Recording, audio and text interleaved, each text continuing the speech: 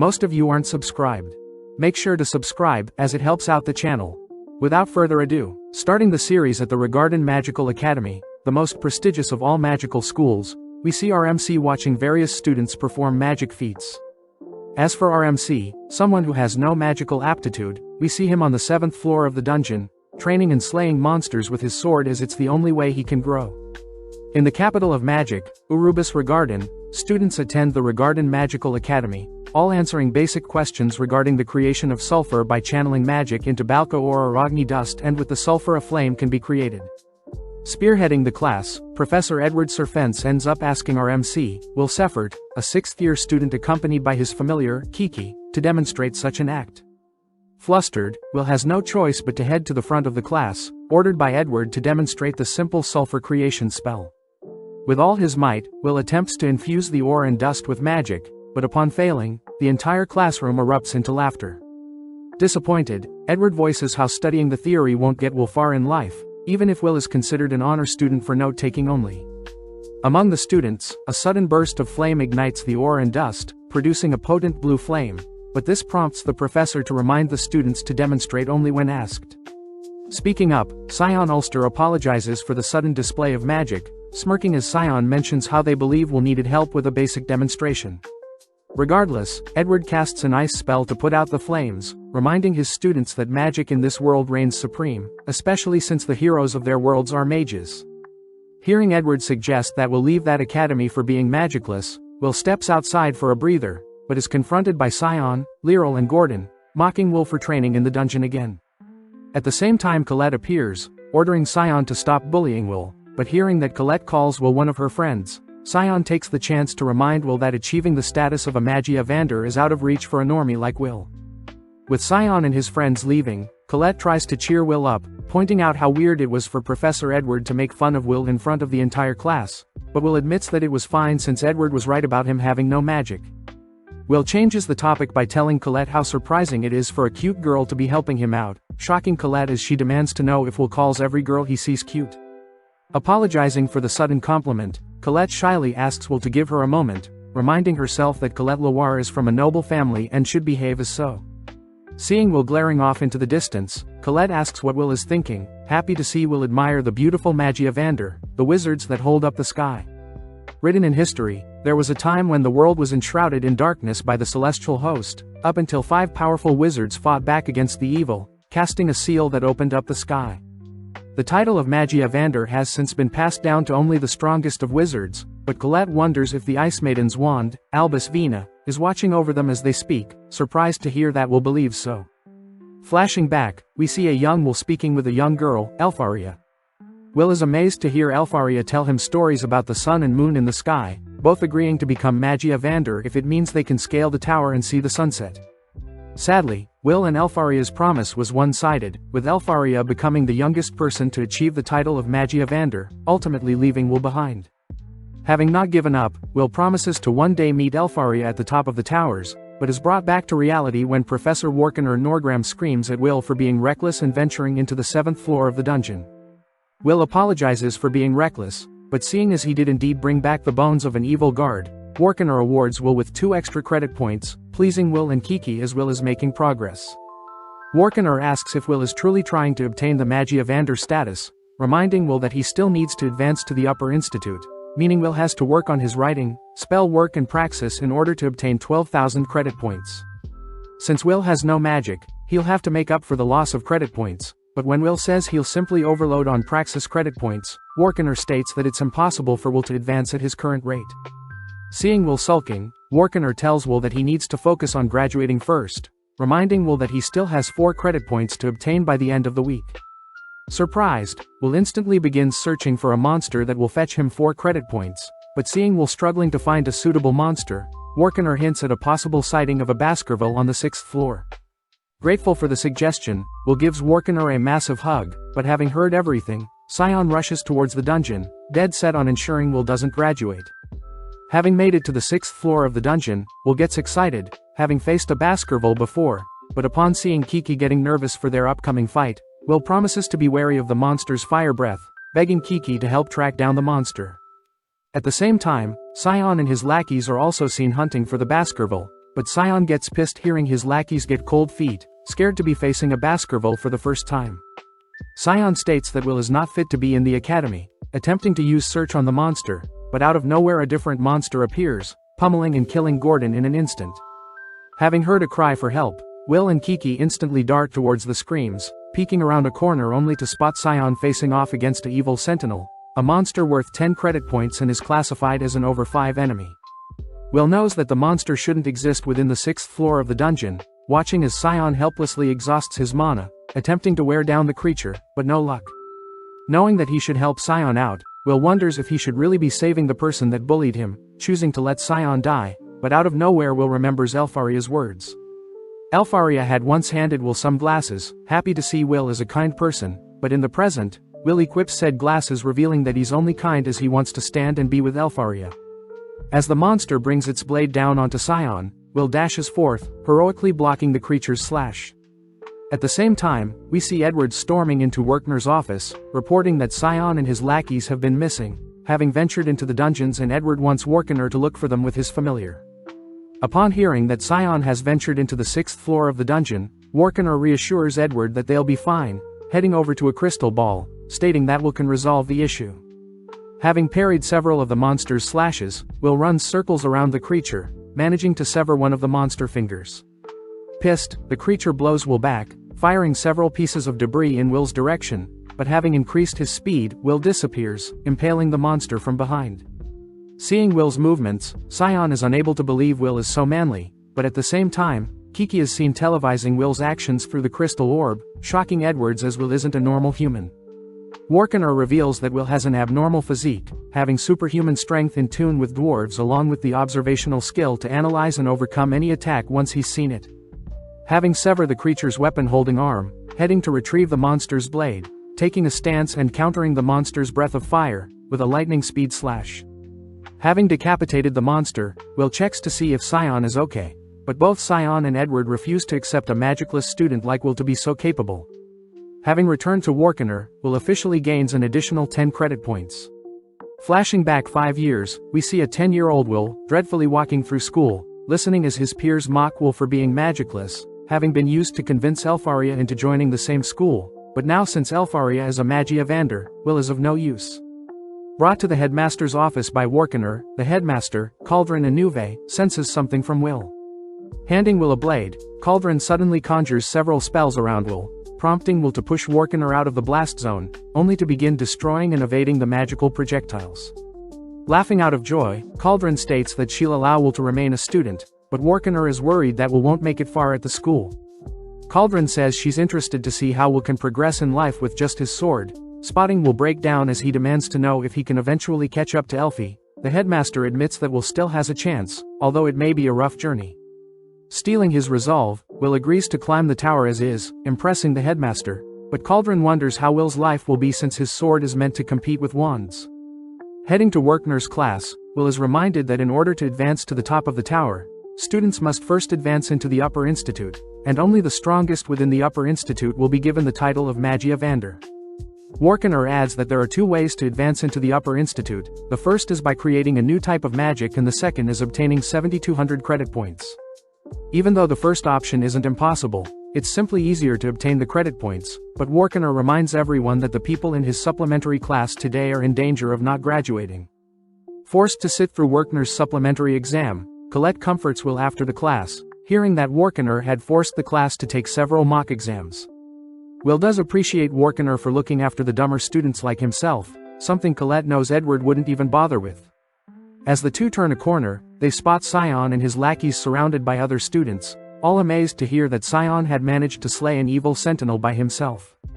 With Gordon and Lyral alright after the monster encounter, the two began advocating for Scion to replace the top 3 students in their school, but Scion knows that it was really Will that easily slayed the evil sentinel.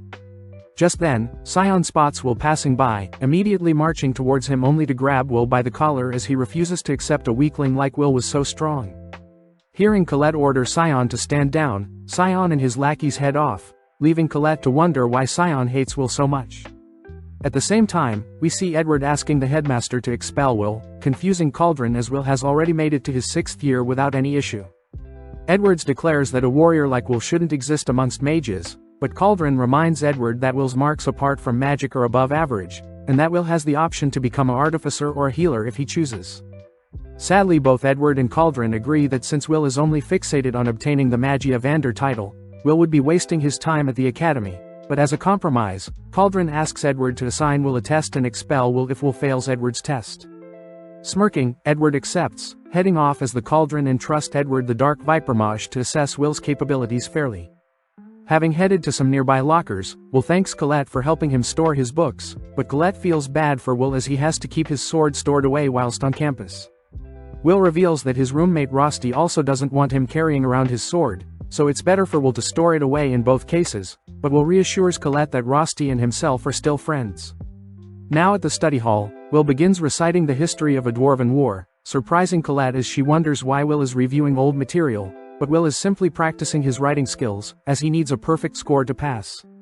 Will says he understands how the dwarves felt during the Battle of Garzaronso, as the dwarves continued to fight against enemies with magic, relying on their determination to surpass even magic. Will says he too believes his determination will someday overcome his lack of magic, but Colette gets distracted, spotting a white hair of Will's head. Wanting to pluck the white hair, Colette and Will are interrupted by Edward, asking to speak with Will alone. Heading to the spell hall, Edward says that he'll be giving Will a supplementary class, instantly casting a dark spell that barely misses Will. Edward says Will needs to land a strike on him to pass, and Will must accept since Edward will award Will with 5 spellwork credit points if he succeeds, but Will be expelled if he fails. Getting serious, Edward begins channeling a potent spell, consuming Will with a magic circle. At the same time, Warkener arrives at the headmaster's office, watching as Edward begins barraging Will with spells, wondering why Edward has been assigned to test if Will is worthy of remaining a student. Cauldron wonders why Warkener is so against Will's expulsion, hearing Warkener reveal that Will is the closest to achieving the Magie Evander title, having already reached the top of the tower. As Will continues to evade Edward's low-tier dark magic, he's amazed at the sheer potency of said spells, attempting to rush Edward from behind, but fails to even damage Edward's magical barrier. Blown back, Will's glasses shatter, stunned to see Edward cast spells with no incantation.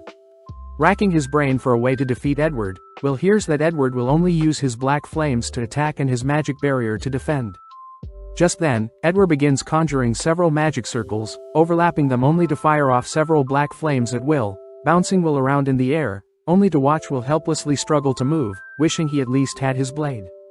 At the same time, Colette is seen at the lockers, wondering what sort of kinky stuff Edward and Will could be doing, but just then Kiki crawls into the room, begging for Colette to retrieve Will's sword.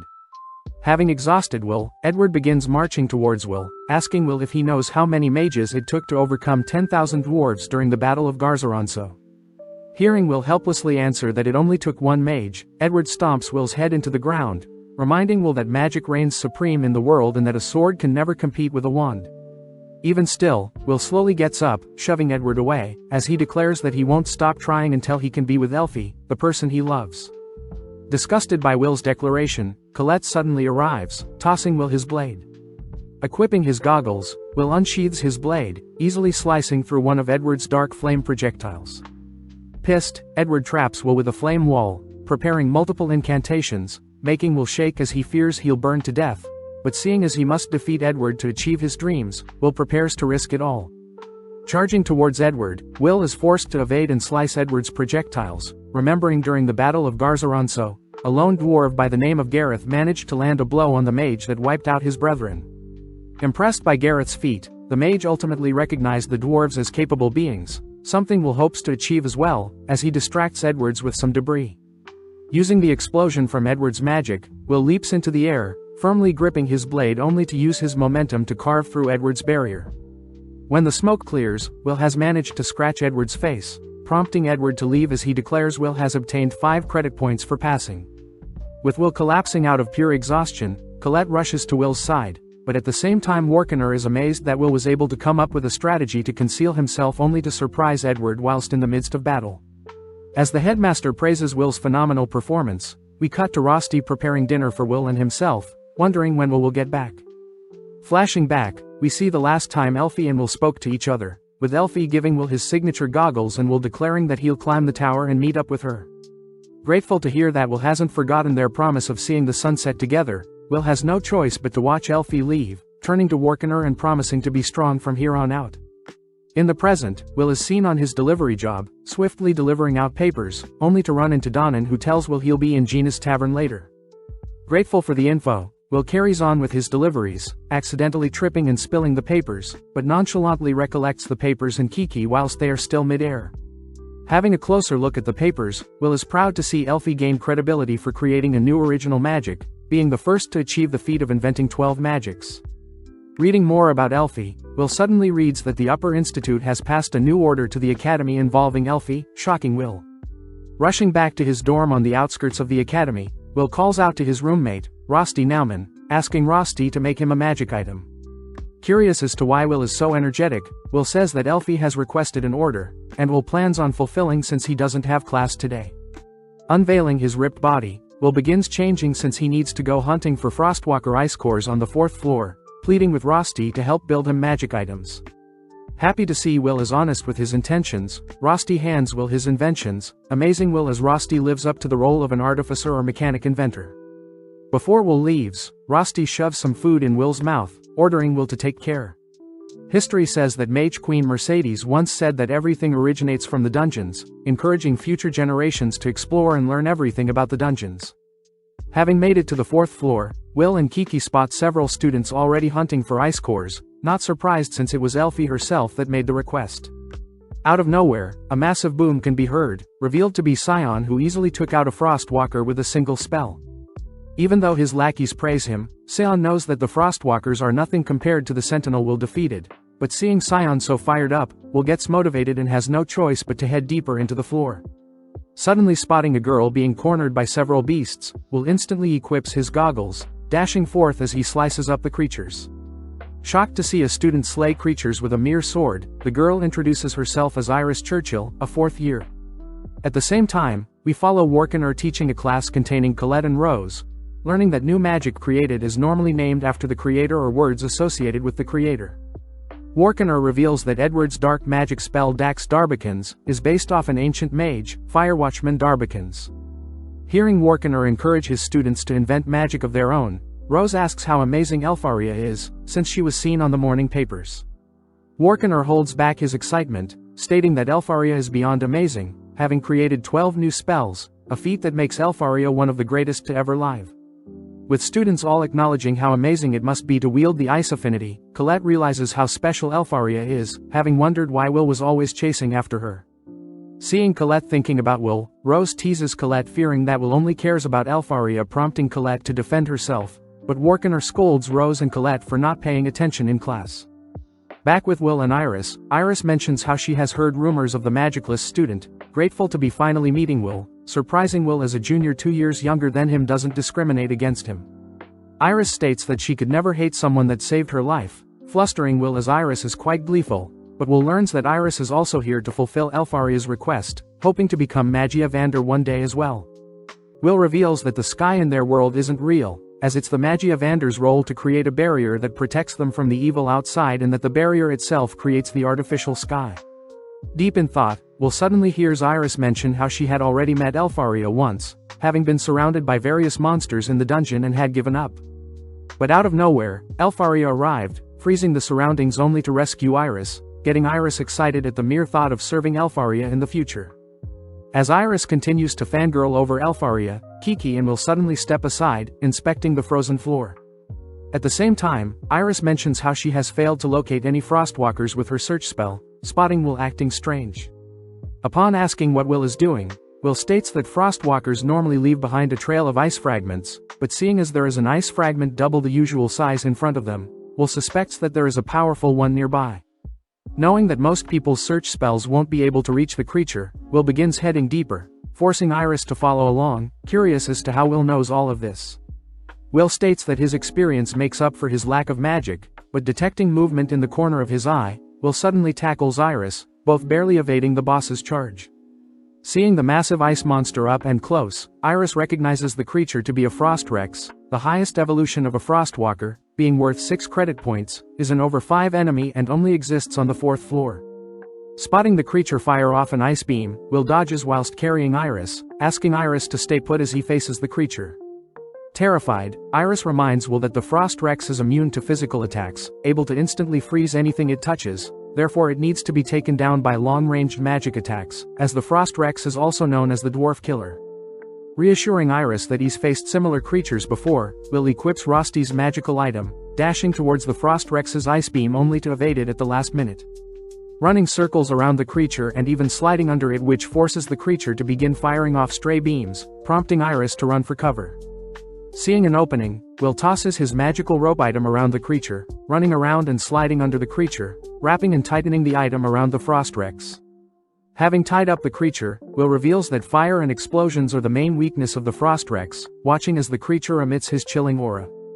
Before Will can freeze to death, Will activates the second part of his magic rope, igniting the rope that causes a massive explosion all whilst vaporizing the creature. With Will grateful for Rosty's invention, Iris is seen shocked at Will's amazing feat, glaring at Will as she wonders how she will report what has just transpired. Seeing Will gleefully suggest they both leave now, Iris matches Will's gleeful energy, cutting to later that day where Iris is now in the Wizard Tower. Removing her disguise, Iris acknowledges Will as a creative warrior, opening a massive set of doors that lead to 5 thrones. Revealed to be the throne room of the 5 Magia Vander, Cariot and Cyndia Wiseman, Eleanor Leos Alf, Zio Thorsius Rybolt and Elfaria Albus Surfert. Iris apologizes for the intrusion, but Cariot reassures Iris that she's perfectly fine since they were only discussing how the threat of the celestial host looming above the sky will easily overwhelm their land if they choose to attack now.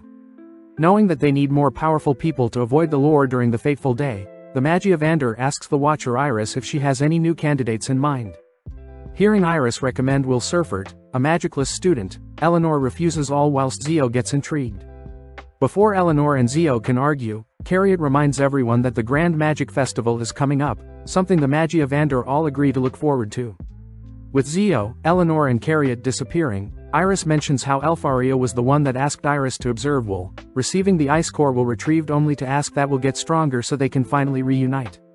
With a practical day arriving, it's well known that students must obtain 12,000 credit points to advance into the Upper Institute. We see Scion uses fire magic to obtain 9,889 total points and Colette using her earth magic to obtain 7,340 total points. At the same time, Will struggles to slay his golem, preparing to throw a punch, but gets distracted when his fellow student mock him, falling to the ground as he is struck by the golem. Elsewhere, Lihana Awenzeus makes use of her lightning magic to achieve a total of 10,100 points. Wignall uses wind magic to gather 10,075 and finally Julius Reinberg manages to obtain a total of 10,048 with his unparalleled ice magic. Lihana acknowledges how strong Wignall and Julius is, watching as Julius declares Lihana and Wignall as his rivals, but as Julius hands the 2 ice rows, Lihana and Wignall simply shred the rows heading off as other onlookers watch knowing only those 3 are points above 10,000.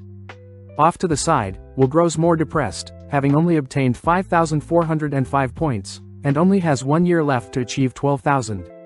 Spotting Julius approaching, Will quickly gets out of his way, overhearing Julius and his lackeys mention the Grand Magic Festival.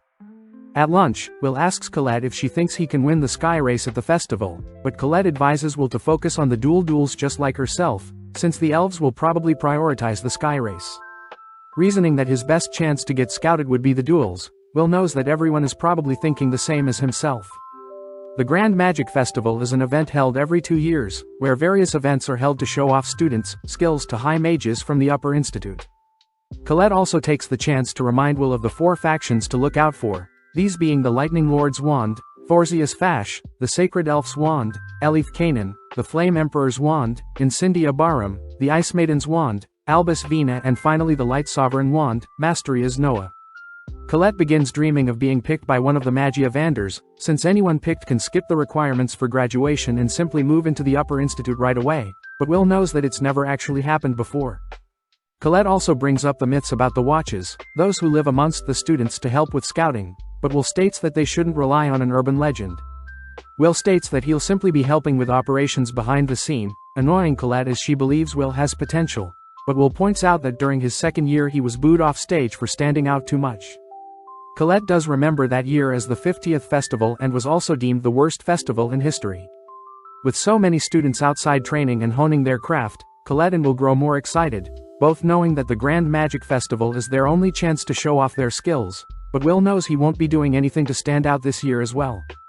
As Colette helps Will with retrieving his items, Colette suddenly detects something strange with a nearby locker, sensing that a barrier along with a sound-dampening spell has been cast. Not wanting to draw too much suspicion, Colette asks for Kiki's help, gleeful when Kiki easily breaks the spells. Upon opening the locker, the two are shocked to see a stairway leading downwards, ultimately discovering various students betting on who they believe will win each event in the Grand Magic Festival. At the same time, Will spots Scion and his lackeys agitating Scion, but before Scion can do anything, Colette threatens to hurt Scion. Will wonders why Scion of all people are participating in the illegal gambling, but Scion's lackeys explains that Scion was simply curious as to who has the most attention, annoyed that Scion isn't amongst the top 3.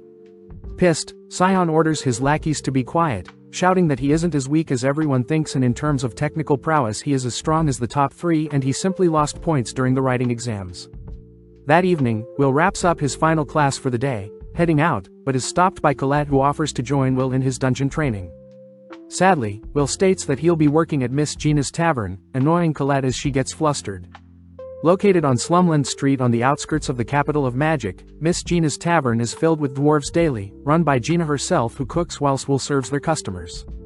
Serving Mr. Donnan feels bad for Will as Will has to work his newspaper delivery job in the morning, student during the day and Miss Gina's tavern at night. Will reassures Donnan that he's been doing fine, especially since he has to pay off his tuition, but Will is scolded for slacking off, watching as Rosti flawlessly serves the customers. It's revealed that Rosti is helping out in the tavern since one of Gina's regular employees quit, but the dwarves could care less as they consider Will as one of their own. That night, Will and Rosti begin cleaning up, but Rosti asks if Will is truly okay with being paid so low for his efforts, asking why Will doesn't ask Warkener to help find him a better job. Will reveals that he doesn't want to bother Warkener further, and plus Will feels at home working amongst the dwarves that don't shame him for his shortcomings. Just then, Julius and his men enter the tavern, mocking the disgusting sight and smell of the tavern, but this makes Gina and Donnan glare at Julius. Spotting Will as a server, Julius begins to crack up, pissing Will off, but Donnan gets annoyed asking Julius to repeat himself.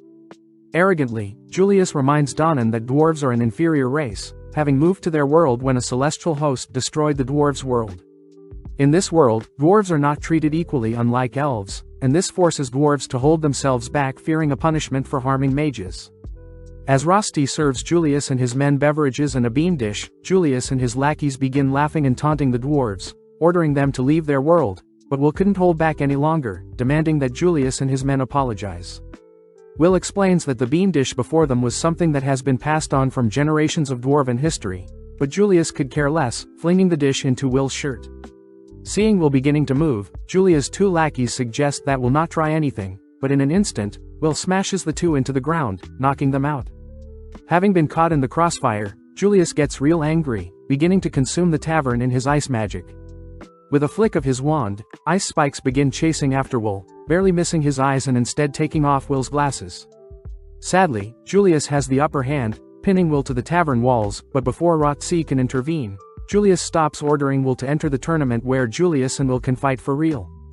As Donna diffuses the situation, Julius declares he'll embarrass Will in front of everyone whereas Will states that he'll make Julius apologize for mocking the dwarves. With the day of the Magic Festival arriving, we see Will determined to do his best, all whilst Headmaster Cauldron announces the official opening of the school festival. With fireworks being lit, we see various scouts already looking for possible candidates, but as we pan into the skies, we see Lihana taking the lead in the dragon race. With her peers not surprised by Lihana's amazing performance, we cut to Cauldron praising the upper towers for having their scouts integrate into the crowd without too much issue. Iris proudly states that they are simply searching for talented students. As Lihana breaks and defends her sky racing title, Iris apologizes as he has business to tend to, hinting at the fact that she needs to cheer someone on. Following Scion, we see his lackeys cheering him on for the Crown Attack event, but Scion is seen rushing somewhere, revealed to have been asked by Colette to join her team. Excited to be alone with Colette, Scion suddenly realizes that Will is on their team, reminded by Colette that their team must have a total of 21,000 points to compete in the Crown Attack. When Scion demands to know why he should help Will out, Will looks past Scion, glaring at Julius who has just entered the same room. Pissed, Scion learns that Julius and Will apparently have some beef, but as the afternoon events are starting we cut to Mike Myas, the 6th-year student in charge of commentating. Mike also announces Edwards as his co-host, annoyed at first, but is forced to put up with Edward as a guest announcer. Announcing the Crown Attack event, Mike has several elves prepare the domain for the next event, all watching as the elves make use of several elemental affinities to create a playing field consisting of a volcano zone, a marshland zone, a badlands zone, a grassland zone and a woodland zone. Mike states that participants will start in 3 party teams scattered around the arena, all tasked with making their way to the central arena, where the first team to claim the crown wins. Of course, the announcer reveals that there have been various traps scattered all across the lands, encouraging students to find the shortest path to the crown if they dare, and that teams can obscure other teams. Edward adds that the overall test examines students' abilities to navigate through irregular landscapes, just like in the dungeons, something the scouts will be interested in seeing. Mike mentions how the crowd favorites to win are Squad 12 led by Wignall along with Squad 9 led by Julius, but Mike does point out Will's Squad 6, the team least popular. As the crowd mocks Will for even signing up for such an event, the teams head out to their assigned positions, but Warkener gets horrified realizing that Will is participating as one of the teams. Warkener rushes to warn Will about how unfair the event will be for him, but even Warkener is surprised by Will's serious demeanor, unable to change Will's mind once he has made up his mind. With all teams scattered and ready, the event begins, prompting everyone to begin rushing towards the arena. Following Julius's team, we see the mysterious boxes scattered in their surroundings transform into golems, the first obstacle all teams will have to overcome. Following Will, Mike is surprised to see Will's squad rushing towards their golems, prompting all the students to mock Will's suicidal strategy. Calling out to Colette, Will has Colette enchant his gauntlet with earth magic, throwing a punch at a single golem which sends it flying into one of the school's observatory drones. With everyone completely baffled by Will's display of strength, something Warkener knew was going to happen, as Will with his gauntlet is just as capable as a mage with his wand. As Mike announces Will as the first team to break through the golem swarm, Scion begins scolding himself for allowing a nobody like Will to save him in the dungeon, pissed that even at his level, he seems to be inferior to Will in every way. Moving on to the wastelands, Will's squad are faced by a series of other boxes, all firing earth projectiles towards the squad. Using his gauntlet, Will slams the ground, creating a temporary barrier, only to dash forward, once again relying on Colette to conjure several blades for him. Running towards the boxes, Will begins tossing the blades to shatter the boxes, nonchalantly clearing the second stage, shocking onlookers as they refuse to accept Will has been hiding his power all this time. Edward announces that since Will spends most of his time in the dungeons, Edward is not surprised by Will's keen battle senses, something that makes Iris cheer for Will loudly. As several parties hear word that Will's is passing each stage with ease, they rush to catch up, but eventually they begin to slowly fall to the dangerous traps within each stage. Following Julius's squad, Julius gets annoyed hearing that Will has taken the lead, choosing to go ahead and stop him. As Will's squad reaches the final stage of the Enchanted Woods, Will suddenly notices that the forest has been laced with chain traps, forcing Will to unearth the spells, easily having them cancel each other out. Seeing as Edward was the one that designed the chain traps, Mike asks for Edward's take on Will's solution to his trap, but Edward simply clicks his tongue annoyed. Having made it almost through the forest, Will knows that they'll start fighting other teams but reasons that he should take the opportunity to cut off Julius's team and ambush them. Out of nowhere an ice spell pierces Will, but luckily it barely misses Will's torso, shocking Will as he wonders how Julius reached the forest before them. Wondering where Julius's team is, but as Julius charges up several ice projectiles, Will quickly dodges, choosing to face Julius here and now. At that exact moment, a massive burst of flame can be felt from behind, revealed to be Scion, who is tired of standing idly by. Chanting a long spell, Scion aims his spell towards Julius, but realizing that Will is in the way, Colette barely manages to erect an earth barrier, barely blocking Will from the crossfire. As Will checks for any damage, Scion orders for Julius to leave Will to him, demanding that Will and himself finally have their one-on-one duel. Confused, Will demands to know why Scion is acting like this out of nowhere, but as Colette tries to stop the two boys from fighting, Julius separates Colette from the others with a massive ice wall, revealed to have survived Scion's devastating fire spell. With no other choice, Will retrieves a blade, standing off against Scion, who seems to be his next obstacle. Flashing back to a younger Will, we see him mocked by others with a piece of paper on his back, but seeing the poor sight of Will, Scion had actually helped Will by removing the paper attached to his back. Scion had even offered Will to join as one of his lackeys, but was terrified to see Will's cold expression, pissed that the weakest Will only dreamed of reaching whoever was on top of the tower.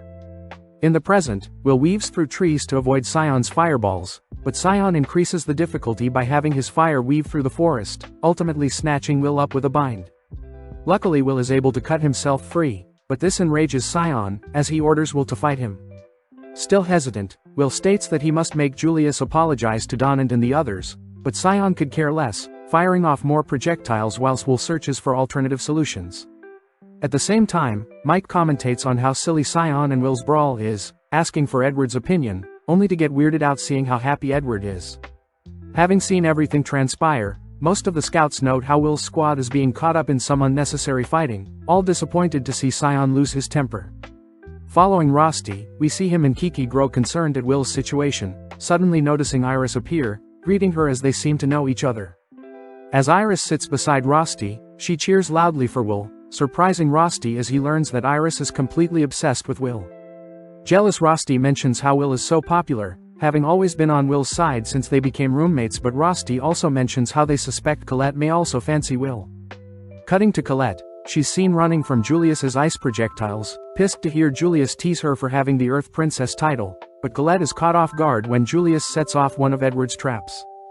In the arena, the crowd all suddenly gasp, realizing that there are multiple Juliuses, watching as Julius appears in front of multiple teams all confronting them. Surprised that Julius fulfilled his promise, Wignall gleefully greets Julius, but with a wave of his wand, Wignall shreds the Julius clone before him, surprised to learn that Julius had pulled off one of the Magia Vander's original spells. As the crowd goes wild, believing that Wignall had defeated Julius instantly, we cut to two mysterious elves, Filvis and Lefia, both criticizing Wignall for his subpar magic. In the stands, Sion's lackeys also begin to wonder why Sion hates Will so much, believing that there may be an alternative motive, especially if Sion was willing to give up his team's lead in the tournament. Back with Will, he's seen still standing, racking his brain for the reason Sion hates him so much. Flashing back, we follow the memories of Will from when he was younger, constantly bullied but Will never wanted anyone to accept him, especially not Sion, as all Will cared about was reaching his goal of reuniting with Elfie. In the present, Sion unleashes a powerful projectile, making some time for him to begin a powerful incantation, only to call forth his Flame Guardian Falcon. Sending forth his guardian, Sion watches as Will leaps into the air, all whilst severing the guardian's wings, but as Will makes a dash towards Sion, Will suddenly spots the guardian regenerating. Making note of the guardian's core, Will realizes that he's now pinned between Sion and the guardian's fire projectiles. Will chooses to evade one only to block the other with his gauntlet. Will also realizes that most guardians are meant to defend and protect a mage whilst they prepare incantations, but Sion's guardian seems to be overly offensive. In the stands, Edward is shocked to see how proficient Sion's magic is, amazed that a mere student is capable of summoning a guardian. At the same time, one of the fire scouts, Raj, asks for Sion's background, learning that Sion belongs to the Ulster house. Raj admits that at first glance, Sion falls short of top 3 in the school based on his school stats, but thanks to the festival, they now can report Sion as a possible candidate to carry it.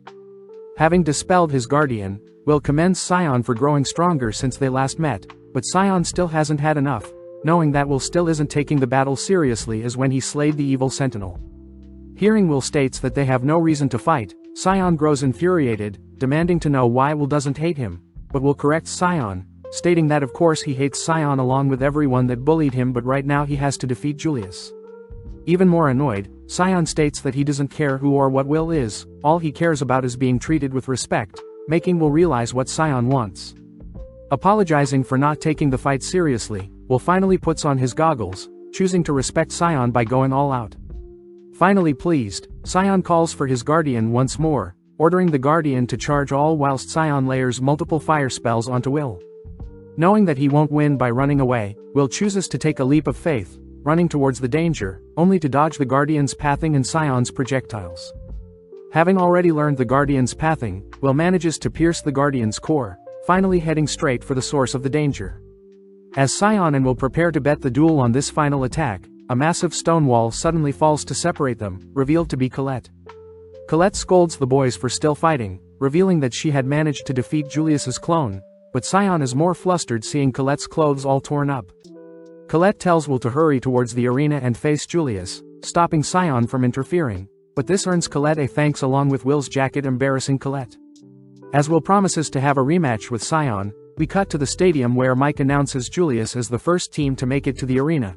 But before Julius can claim the throne, Will appears, leaping over the stadium only to challenge Julius to a one-on-one. Check out one of our other videos on the screen or in the info card above. Subscribe, like and comment.